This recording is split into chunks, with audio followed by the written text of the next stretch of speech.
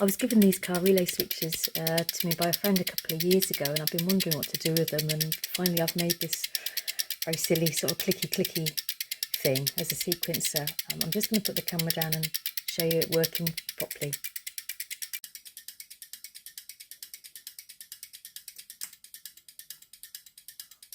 By the way, this is my first ever YouTube video, so it can only get better from here, right?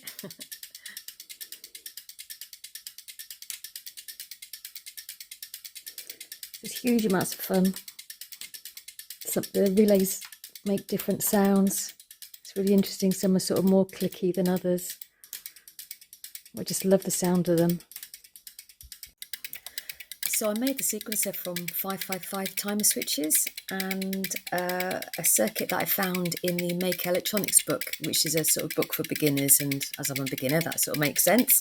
The relays, they're really interesting because they've got this like 1941 written on them, and I'm not quite sure what that's about, so I'll have to have a sort of rummage around and see what it's probably just a product number or something, I don't know. The sequencer itself makes lots of lovely patterns that I haven't really gone into and shown a lot of here, but I'm still learning and playing with it myself.